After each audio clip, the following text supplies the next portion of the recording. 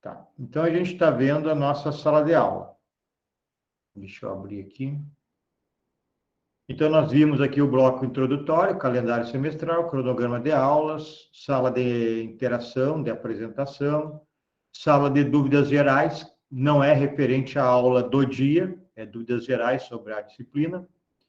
Aqui, pessoal, tem um link de um texto base. Aqui está todo o nosso conteúdo. Eu montei esse Google Site aqui e eu fiz uma compilação e mais algumas coisas minhas dos crimes que nós vamos estudar. Claro que a gente não vai estudar todos os crimes, é impossível, né? O Código Penal vai do artigo 121, na parte especial, até o 300 e tanto. A gente vai ver os principais. Aqui tem um texto base com todas as explicações de cada crime. Nós veremos normalmente em slide e tem esse texto que você pode acompanhar também para estudos posteriores e para as provas.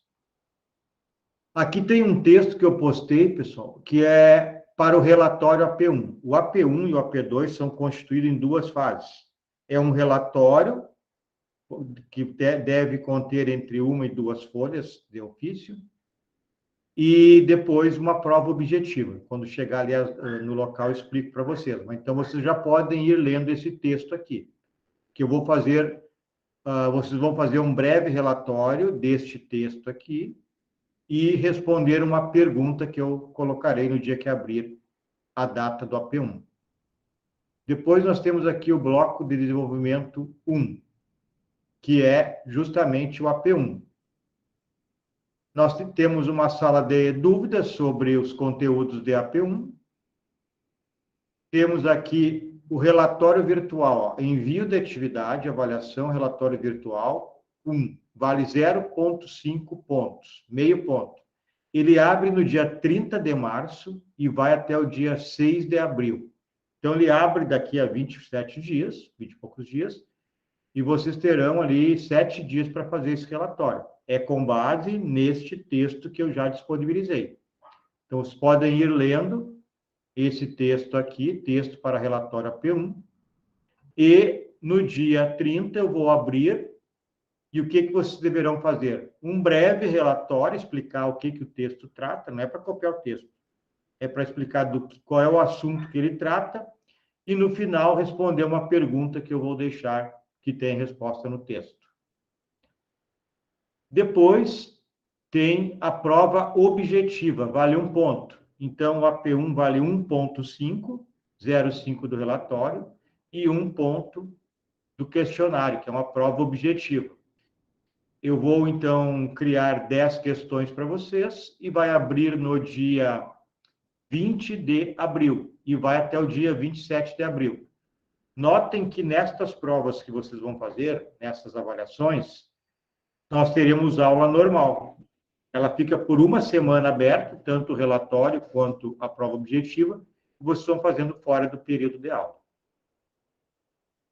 Até aqui, ok? Alguma dúvida sobre o AP1? O AP1 é isso aqui, é o relatório 0,5 e a prova objetiva 1,0. Alguma pergunta sobre isso? Não? Então, estou indo adiante. Todo mundo entendeu. Aqui nós temos, no item 3, as aulas. Alguém está pedindo para entrar. Vou autorizar aqui. É o bloco de aulas, pessoal. Então, hoje, a aula 1. Semana que vem, eu vou colocar aqui a aula 2. Normalmente, a minha aula se constitui assim. Um PPT sobre o que nós veremos no dia, né? Conteúdo do dia. O TDE, que você tem que responder até a próxima semana. Aqui está o link da sala de aula. E aqui eu vou colocar, ainda que eu acabei esquecendo, a sala de dúvidas. Então, sobre o que nós vermos hoje de conteúdo, e alguém não entender, ficar com dúvida, pode perguntar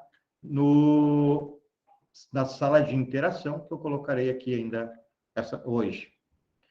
Depois tem o bloco 4 aqui, que é o AP2. Vamos ver aqui, o AP2, então, nós teremos uma sala de dúvidas, tá? Vocês podem perguntar coisas sobre a prova, sobre o AP2. Depois nós temos o relatório virtual. vale 1,5. Ele vai abrir no dia 31/5 e até o dia 7/6. Também provável vai ser um texto que eu vou indicar para vocês lerem nos próximos dias. Vocês já poderão ir lendo e vai ter uma pergunta. Esse é o relatório virtual. Vou indicar com bastante tempo para vocês fazerem a leitura. Nós depois temos a prova objetiva, que vale 1 ponto. Aqui inverteu, ó, o relatório virtual vale 1,5 e a prova objetiva, 10 questões, valem 1,0. Esse é o AP2. Bom, esse AP1 e AP2, eles vão somar 4. Né? Vamos conferir aqui, mas soma 4. 2 é 1 mais 1,5 dá 2,5, mais lá 1,5 dá 4. Então, o AP1 e o AP2 valem 4. Vocês têm que tirar 7. A próxima prova, que é a avaliação semestral, não é comigo, pessoal. E eu vou chamar bem atenção disso, porque tem dado problema. Vou mostrar aqui a data para vocês. Vou abrir. E vocês, inclusive, vão ter que acompanhar, que tem que marcar essa prova ainda. Deixa eu ver aqui. Calendário semestral. Está aí no aula de vocês também.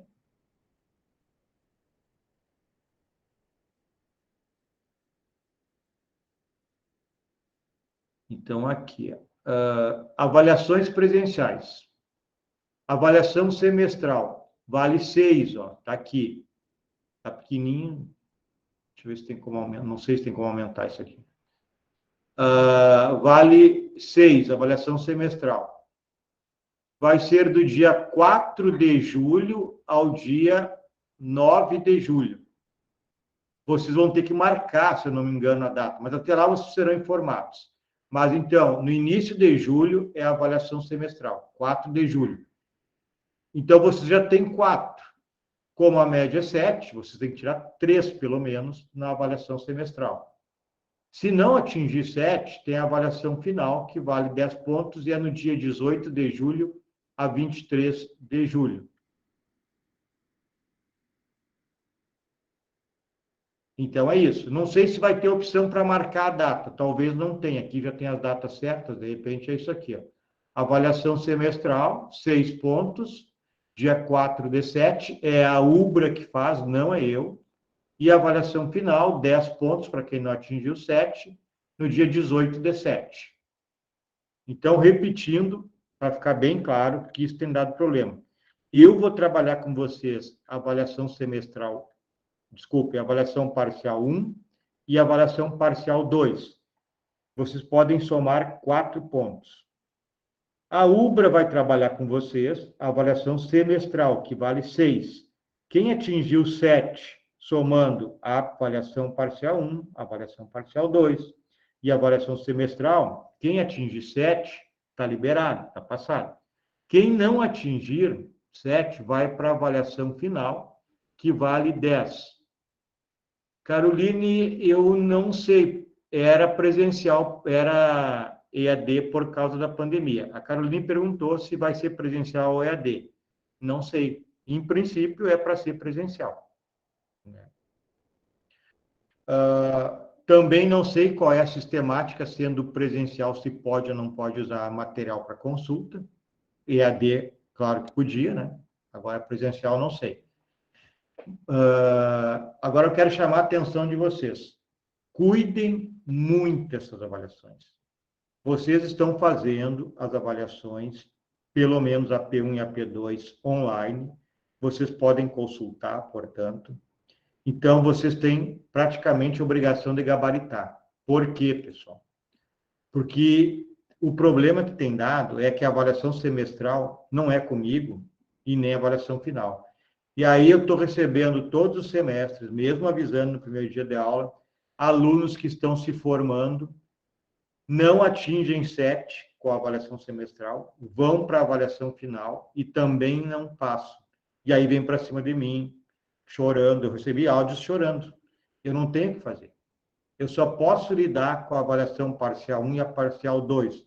Então, nós vamos fazer as avaliações e vamos corrigir. Se vocês acharem que a nota não está adequada, tem que me falar antes da avaliação semestral, porque aí nós podemos recorrigir, depois eu não posso mais. Esse semestre mesmo, diversos alunos, não sei o que fizeram, né? Mandaram áudio chorando que estavam com a formatura pronta e não atingiram o grau. Mas eu vou deixar aqui uma advertência, né? Cada um sabe da sua vida, como eu disse, mas nessa sistemática, se não mudar agora, sendo com consulta, não tem como, por que não passar? Mesmo sem consulta, tem que passar. Todas as questões da avaliação semestral e quem ficar em quem reprovar da avaliação final, todas as respostas, todas as questões fui eu que criei, vai para um banco de dados da Ubra. A Ubra, lá no dia da prova, ela emite as questões, e estas respostas dessas questões, todas, sem exceção, estão naquele link que eu passei para vocês hoje ali no aula como texto base. Questão interpretativa. Se tiver, é 3 ou 4 das 60 que eu criei. O resto é tudo tal e qual a lei. Pouquíssimas, raríssimas são interpretativas. Então, tenham esse cuidado. Alguma pergunta? Alguma dúvida? Sobre avaliação, sobre nossa sistemática de aula?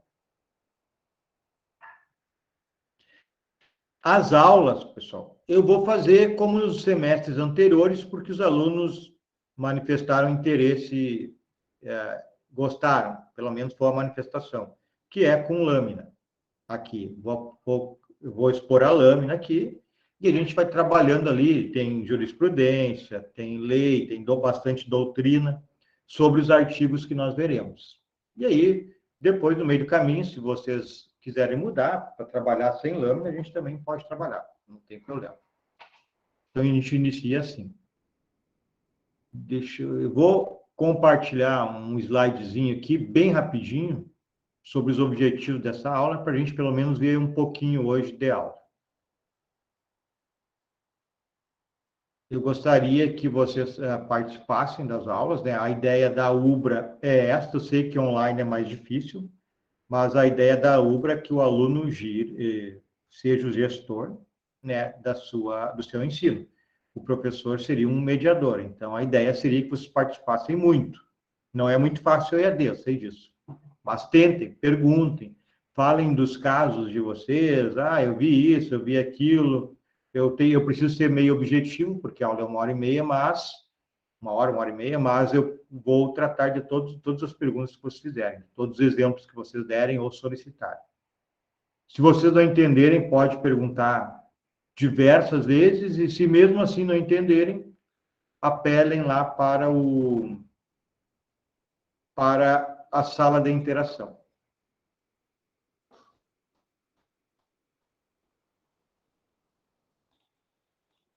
Vou compartilhar bem rapidinho isso aqui. Estão vendo, hein?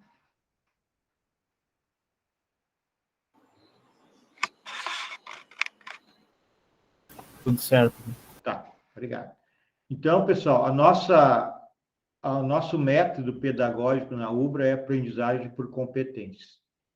O que é isso, pessoal? É menos conteúdo e entender mais. É vocês que têm que focar nos desafios do mundo atual. Não é o professor ficar depositando conteúdo. É ser capaz, né, de apreciar e resolver um assunto.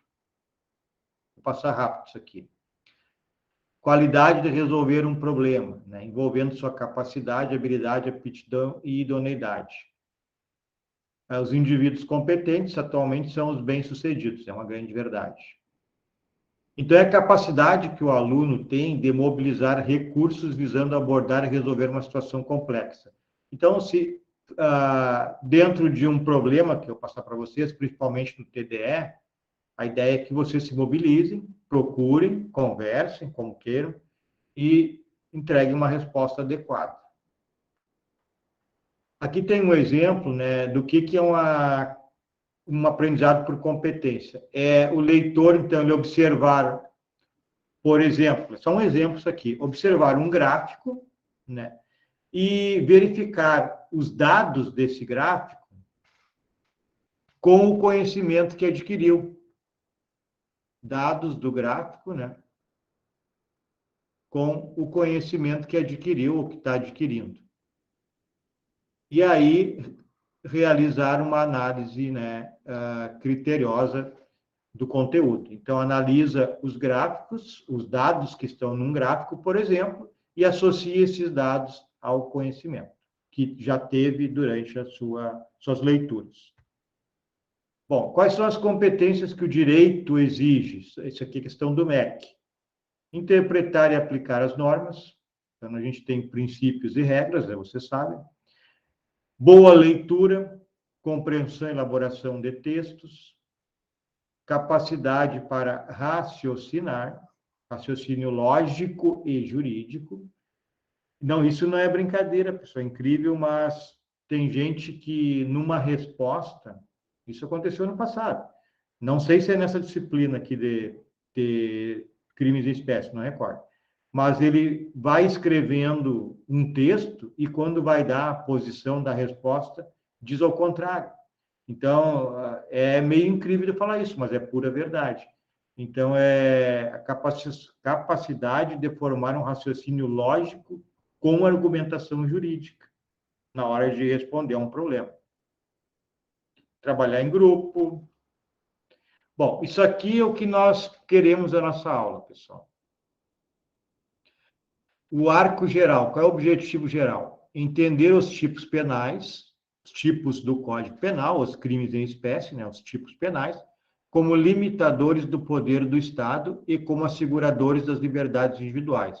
Ou seja, nós temos que entender que o tipo penal, o crime, ele não é apenas para botar alguém na cadeia. Ele é um limitador do poder do Estado, como nós veremos isso na primeira aula, começaremos hoje. Bom, o nosso segundo arco aqui, o primeiro arco aqui, é identificar e compreender os elementos do tipo penal. Do que é composto um tipo penal?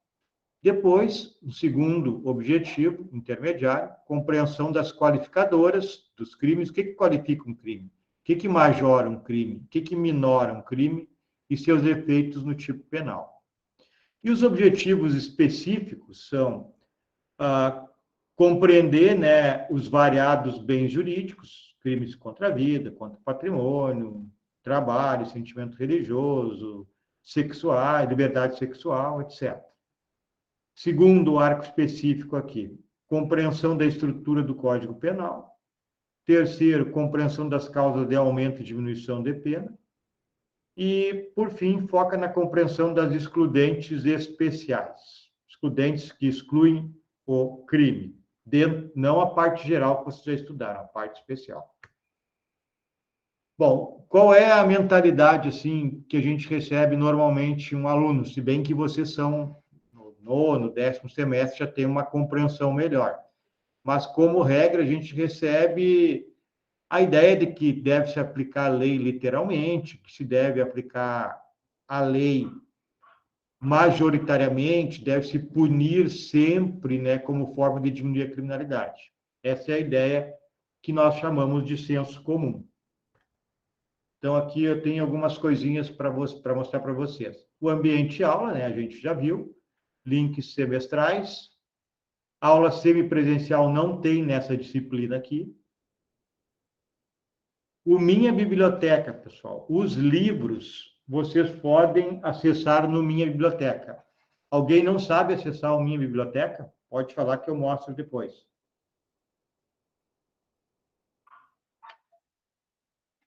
O Minha Biblioteca tem livros de 2020, 2021, não vi se já tem 2022. Então, são livros de grandes autores, Guilherme de Souza Nucci, César Roberto Bittencourt, são todos livros atuais. Então, vocês podem consultar ali. É uma boa fonte de consulta. Até porque não dá para ficar comprando livro, do jeito que o Brasil cria leis na parte especial do Código Penal, não tem nenhum professor como ficar comprando livro todos os anos. Então, a gente acaba consultando bastante a minha biblioteca, porque tem livros novos ali. Vamos lá. Mas eu disse para vocês que o link, aquele do Google Site, ele está atualizado. Vocês podem consultar nele também os conteúdos que nós estudamos. Mas tem os livros também na minha biblioteca. Bom, alguns assuntos diversos, pessoal. Necessidade de estudar. Já dei uma dica para vocês, que é a questão de conseguir passar, ser aprovado e ir para a formatura. Mas não é só esse o problema. A questão do estudo é para a vida de vocês. O bom profissional é aquele que estuda, né? Nós estamos num mundo bem complicado atualmente em matéria de trabalho, e eu fiz parte de um grupo de estudo sobre as profissões do futuro.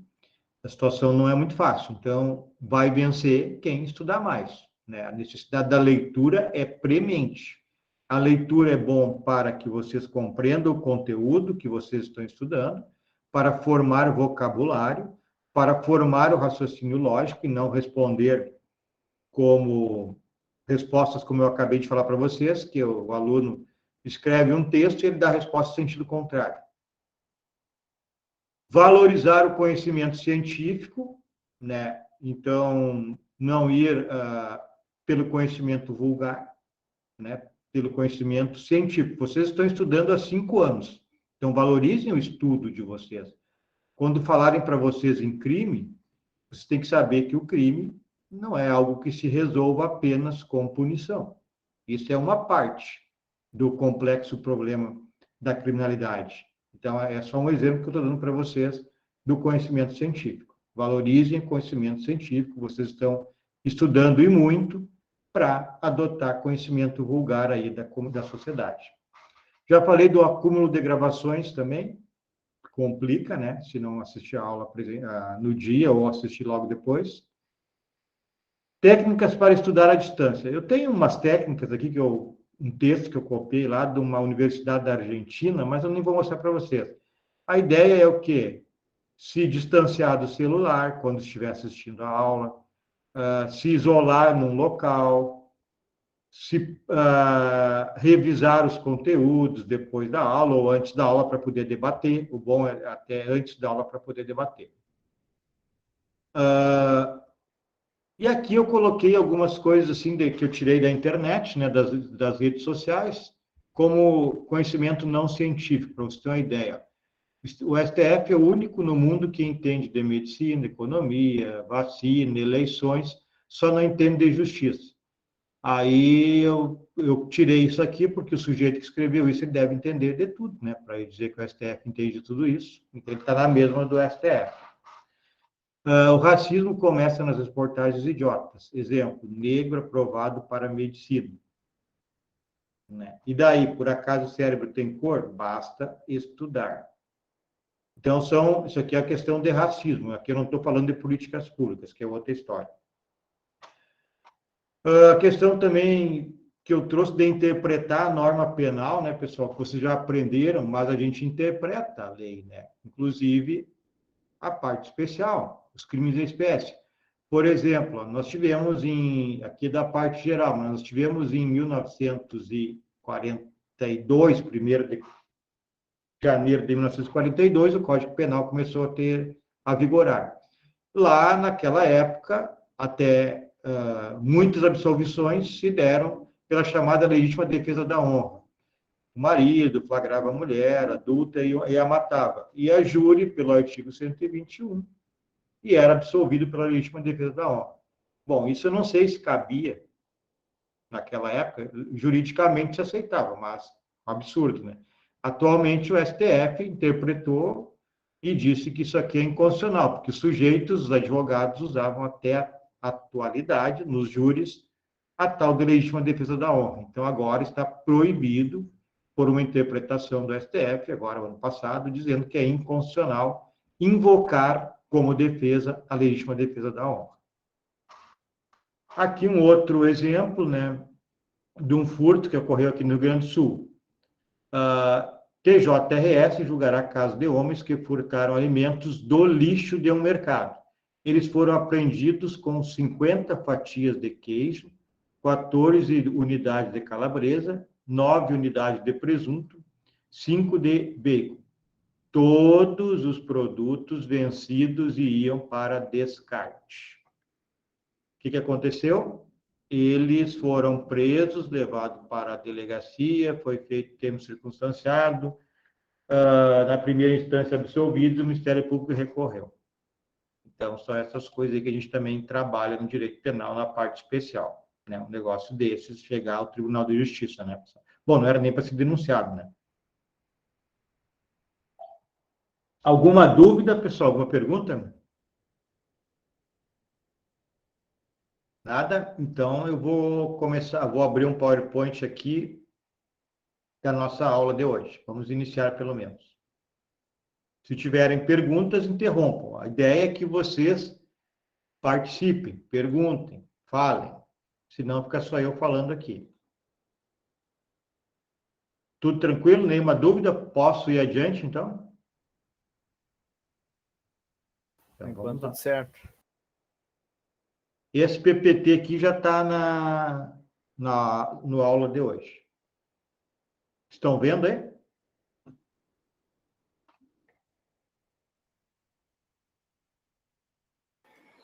Para mim não está aparecendo, professor. Não? Então, vou ter que fazer outra coisa.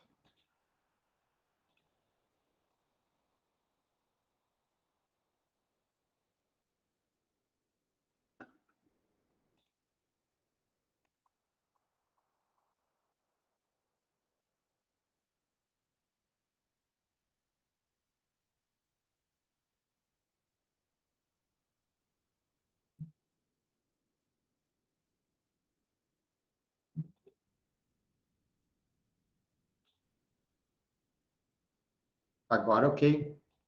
Agora sim. Tá. Não estou vendo vocês. Se ele não passar o PPT, me avisem daí. Bom, então a gente vai começar aqui com os princípios limitadores do poder punitivo. O poder punitivo, o direito de punir, vocês sabem que é do Estado. Mas, para que o Estado não exerça o que é normal para quem detém o poder, que é o arbítrio, né, ser arbitrário, existem alguns princípios que limitam esse poder do Estado. É isso que a gente vai dar uma olhada agora, vocês já conhecem, né? Então a gente vai passar rápido. Quem tiver dúvida, pode perguntar. Então, nós temos o brocário latino aqui, que diz nullum crimen, nulla pena sine lege. Ou seja, deve ter lei, né, anterior para que se exista um crime e uma pena. O artigo 5º da Constituição... Professor, Pode falar. eu não. Para mim, aqui está na primeira página, ainda no primeiro slide. Eu não sei se é. Ah, perfeito. Passou? Obrigada. Uhum. Tá, Passou. e agora? Agora está na segunda, eu acho. É na 2. Tá, vou passar mais uma, confere para mim se vai passar. Jurisprudência. Não passou. Não. Está na 2 ainda. Tá, a gente Está na tá 1. A gente está com um problema, então. Deixa eu ver aqui.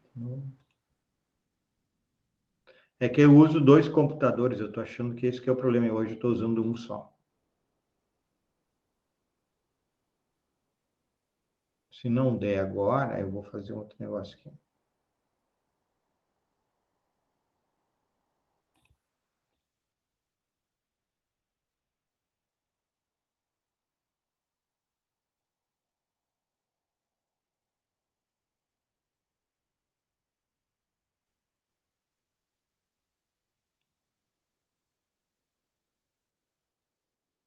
Tá. Vocês estão vendo o slide crimes em espécie? Sim, eu estou vendo aqui também. Tá. E o 2 agora, artigo 5º. Sim. Sim, Também. E 3, jurisprudência. Sim. Tá, sim. então Sim. fechou. Vamos lá, então. Então, artigo 5º. Você já conhece também, né? Não haverá crime sem lei anterior que o defina, nem pena sem prévia combinação legal, é o que diz o brocádio latino aqui do Feuerbach. Isso é o princípio da legalidade, né? Ou seja, deve existir lei antes da conduta para considerá-la crime, e também deve existir lei dizendo qual é a pena. Se não tiver lei dizendo qual é a conduta que é proibida e qual é a pena, não há como punir o sujeito, mesmo que se crie um crime a posteriori. E o o princípio da reserva legal, um subprincípio da legalidade, ele podemos dizer que ele está ligado ao tipo de lei, né, que pode ser estabelecido um crime. Somente por lei ordinária ou lei complementar se pode criar um crime. Então, não pode criar crime por decreto. Então, os crimes são reservados à lei ordinária ou lei complementar. Normalmente, lei ordinária. Não pode ser medida provisória, não pode ser decreto. É lei, princípio da reserva legal, lei ordinária ou lei complementar. O crime também só pode ser considerado por força do artigo 22, inciso 1 da Constituição Federal, por lei federal. Somente o Parlamento Federal pode criar crimes. Lá no parágrafo único do 22, tem uma possibilidade de que, se o Parlamento Federal criar uma lei complementar a esse artigo 22, poderá autorizar os estados a legislarem sobre crimes. Mas, obviamente, crimes em vista de uma situação regional. Dificilmente teremos essa questão, né? A União já consegue legislar sobre todos os crimes que ocorrem no Brasil. Até porque um crime, para ser considerado crime, o correto, segundo a criminologia, para se tipificar um crime, é que ele tenha uma repercussão geral, ele seja a representação de algo nacional, não que ocorra apenas numa cidade, etc. E algumas vezes tem que ser algo corriqueiro e geral. Então, mas tem essa previsão, pessoal. O parágrafo único do 22 estabelece, se houver uma lei complementar, poderão os estados criarem crimes. Hoje não pode, porque não tem essa lei. Esses princípios são proteção ao cidadão. Imagina um de nós cometer uma conduta que ela não é proibida, amanhã o nosso presidente, o nosso parlamento, resolve que essa conduta é crime e nos incrimina. Então, essa lei, princípio da legalidade e da reserva legal, é que para punir já tem que haver a lei tipificando o crime e a pena. Aqui tem um exemplo da gravidade. Como o direito penal é o direito mais gravoso que nós temos, é aquele que impõe a pena que tira a liberdade do sujeito, ele é o direito mais forte que nós temos em matéria punitiva. Então, o que acontece na interpretação? Ela é taxativa, princípio da taxatividade. A lei penal tem que ser taxativa e a interpretação não pode ser também expansiva, por exemplo. Então, o artigo 311 do Código Penal, ele fala da adulteração da identificação de veículo automotor. Então, do veículo, de um carro. Adulterar ali o sinal, tem um nomezinho para aquele negócio ali, lacre, né? Adulterar, então, a placa ali, o sinal de identificação do veículo automotor. E chegou no STJ um caso da adulteração de um reboque, pessoal. Adulteração de placa de semi-reboque. Em virtude do princípio da taxatividade, o STJ decidiu que isso não é atípico, porque não semi-reboque não é veículo automotor. E a lei é taxativa, diz que o crime se dá quando adultera sinal de identificação de veículo automotor e não de semi-reboque. Então, a lei penal tem que ser taxativa. Quando ela diz veículo automotor, não é igual a semi-reboque. Estou indo adiante. Se tiverem dúvidas, perguntem. Bom, pessoal, aqui nós temos o princípio da intervenção mínima, porque nós temos um probleminha. Não adianta eu ter o princípio da legalidade, que limita a atuação do judiciário, porque o judiciário tem que trabalhar com base na lei, mas ele não inibe a atuação legislativa. Se eu disse para vocês que para existir um crime deve haver uma lei anterior, o legislativo poderia criar qualquer crime que quisesse, né? Andar na rua durante a noite, andar duas pessoas do mesmo sexo de mão é crime. duas pessoas do mesmo sexo beijar na rua ou dentro de casa, seja o que for, é crime. Isso existiu já no Estado nazista. Então, o princípio da legalidade, ele não inibe a atuação do poder legislativo. Então, para limitar a atuação do poder legislativo, nós temos o princípio da intervenção mínima, né, que é justamente de criminalizar os bens jurídicos extremamente necessários. Eu não posso criminalizar qualquer coisa. Por exemplo, no crime de adultério, não é mais crime. Se concluiu que, a partir de 2005, de 1941 até 2005, 1º de janeiro de 42 até 2005, havia o crime de adultério. 2005, o Estado entendeu que é um bem jurídico que o Estado não tem que intervir, né? É um problema entre duas pessoas. Então, se há possibilidade de buscar solução em outros ramos do direito, princípio da fragmentariedade, primeiro se busca solução em outros ramos do direito. Somente a posteriori no direito penal. Por isso, nós temos aquela máxima que direito penal é ultima ratio. Então, esse exemplo aí que eu dei para vocês é isso. Não tem por que o Estado ter um crime de adultério. Isso é uma questão entre duas pessoas. Então, por isso que o princípio de intervenção mínima está ligado ao princípio da legalidade, para que os parlamentos não possam criar leis como foram criadas no Estado nazista, proibindo o casamento entre raças diferentes, trabalho público para outras raças que não a ariana, etc, etc. Então, o direito penal, como eu disse, é última ratio, só se legitima quando outros ramos do direito não resolverem. E um problema do abuso do direito penal é que leva ao descrédito. Quanto mais lei penal tiver, mais crimes serão cometidos, porque isso é do ser humano. O ser humano comete crimes. Então, pequenos delitos todo mundo comete, todos nós cometemos pequenos delitos. Só que isso não é necessariamente tem que ser um delito criminal, pode ser um ilícito civil ou uma questão moral. Então, por isso que quando criminalizar muito pequenas condutas, muitos crimes nós teremos e levam um descrédito do direito penal. Aqui tem um exemplo que eu vou falar para vocês, também do STJ, em que foi furtado água, né, lá no medidor de água. O que ocorreu? O sujeito, o autor desse desvio de água, ele pagou, fez um acordo, pagou tudo que devia, né? O que o STJ entendeu? Que não tinha por que haver uma intervenção penal, que isso era uma questão que podia ser resolvida entre a concessionária e o autor do desvio de água. E como foi resolvido, foram pagos todos os valores, né? Como multas, além do valor normal, o STJ entendeu que era uma questão contratual e acabou trancando essa ação penal aqui. Isso é o princípio da fragmentariedade e da mínima intervenção.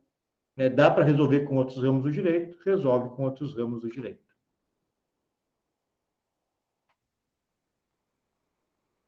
Então, como eu disse para vocês, o direito penal deve proteger bens jurídicos mais importantes.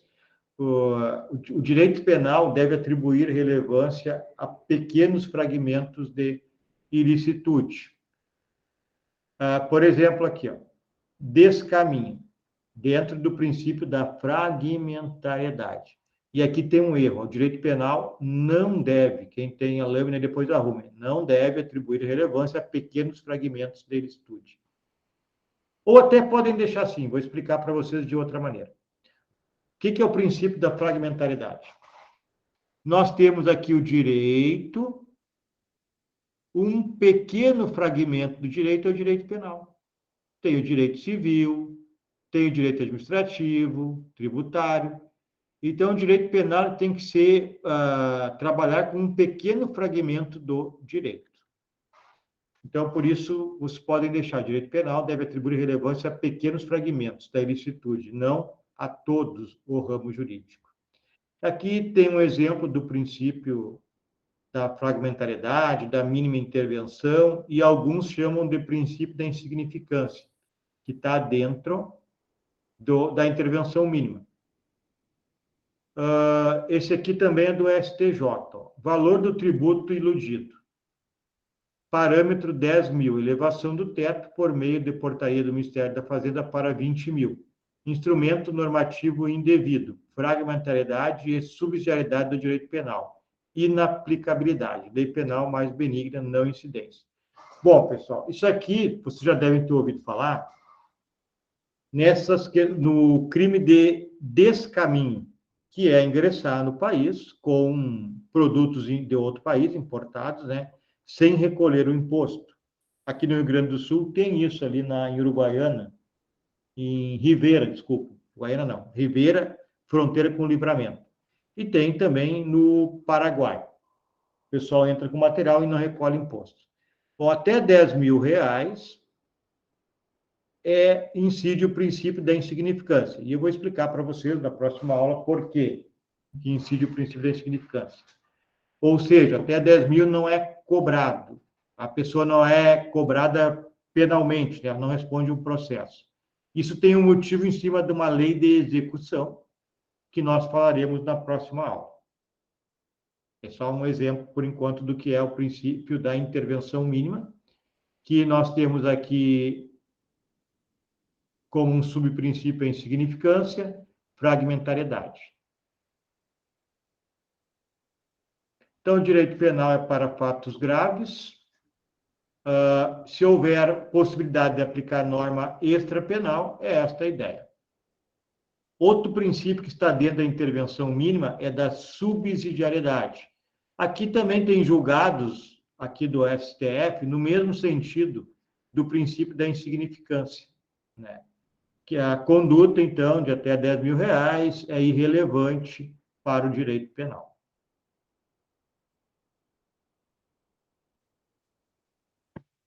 Agora, então, nós vamos entrar aqui no princípio da insignificância ou bagatela. Deixa eu botar aqui. Alguma pergunta, pessoal? Alguma dúvida até aqui sobre essas considerações iniciais?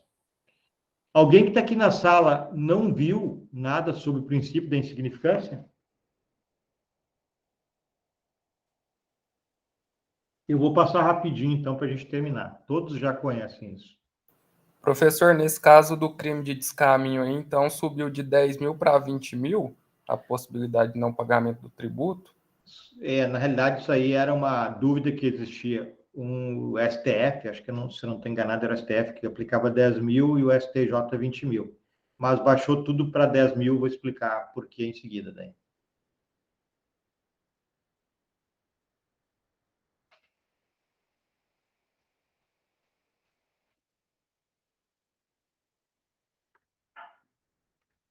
Passei. Insignificância, então. Então, como o direito penal não deve se ocupar de insignificâncias, de assuntos irrelevantes, né, que são incapazes de lesar o bem jurídico, lembram daquela situação? Deixa eu ver aqui, se não tem, vou passar para vocês aqui.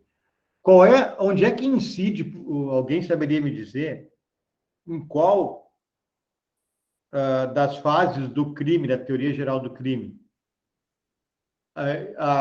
incide o princípio da insignificância ou bagatela? Qual dos elementos do crime? Ninguém lembra? Subtrair, pode falar. Subtrair para si ou para outrem coisa alheia móvel. Esse é o crime de furto. Bom. Diz o que exclui? Isso. Não lembro se era culpabilidade ou a tipicidade. Se é isso. É isso aí. Vamos ver qual dos dois, então. João furtou um chocolate. 10, 15, 20 reais. João... Tá, pessoal. Se nós lermos aqui, João furtou um chocolate, e aí o tipo penal subtrair para si ou para outro em coisa alheia móvel, há uma... Vocês entendem que há uma... que o fato está casado com a norma, o fato se adequa à norma?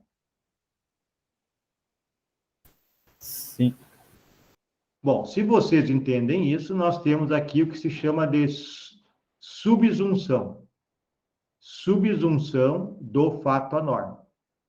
Se eu tenho a subsunção do fato à norma, quer dizer que eu tenho tipicidade. Vou botar aqui embaixo. Tipicidade. Então, João furtou um chocolate. Eu lendo, o fato se adequa à norma. Isso a gente chama de subsunção do fato à norma, que na realidade é a chamada tipicidade. A tipicidade pode ser formal e material. Vocês estão vendo esse slide, né? Aqui sim. Bom, se vocês me disseram que este fato, João furtou um chocolate, subsume-se a norma, que há tipicidade, ele tem tipicidade formal, isso eu já posso dizer. Tem tipicidade formal. Agora eu pergunto para vocês, se esse chocolate saiu R$10, ele causa um dano ao bem jurídico, patrimônio de uma grande rede de supermercado?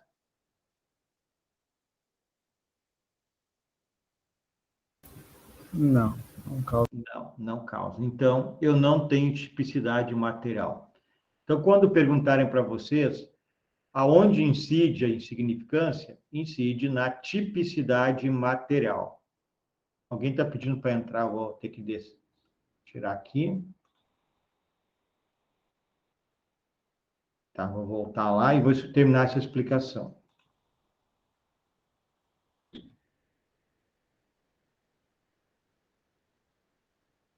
Então, se perguntarem para vocês, a insignificância exclui o quê? Exclui a tipicidade material. Persiste a tipicidade formal.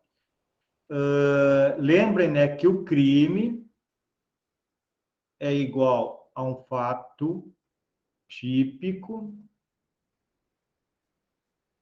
antijurídico e culpável. Aqui no fato típico, nós temos a conduta, resultado, nexo causal e tipicidade.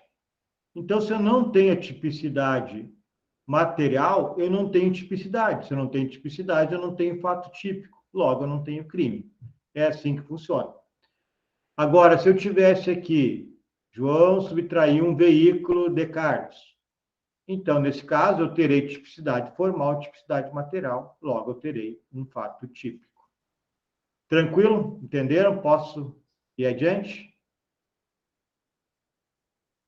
Bom, Tranquilo. nós sabemos, né, que lá no STJ tem uma definição, isso não é uma regra, é uma possibilidade de que valores até 10% do salário mínimo sejam considerados insignificantes. Mas isso tudo depende de algumas situações. Eu não sei se eu tenho aqui. Não, não tem. Então, eu vou dizer algumas para vocês. Por exemplo, se a vítima não tem condições financeiras, se 10% do salário mínimo incidir na vida do sujeito, não é insignificância. Se o sujeito é reincidente nesse tipo de crime, também não é possível aplicar o princípio da insignificância. Tem julgados que dizem que se o sujeito foi já preso uma vez, mesmo sendo reincidente, se aplica, mas se ele é reiterador desta conduta de furto de insignificante, ele não tem direito de ser beneficiado.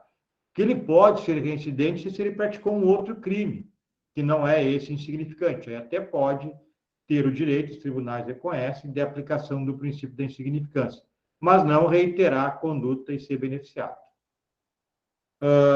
Tem uma jurisprudência também de um sujeito que furtou uma bicicleta. A bicicleta era velha, não valia praticamente nada, mas era o sustento, a pessoa ia para o trabalho com ela, a vítima ia para o trabalho com ela. Então, não foi considerado como bagatela. Outro caso, um policial militar que subtraiu chocolate. O valor serviria para bagatela, mas em virtude da função do sujeito, ele estava de serviço, ele colocou no colete, também não foi considerado bagatela. Dinheiro falso, quem sabe que está passando dinheiro falso, mesmo ser abaixo valor, também não é bagatela. Crimes aí contra o sistema social, né? Bolsa Família, seguro-desemprego, nada disso entra como bagatela.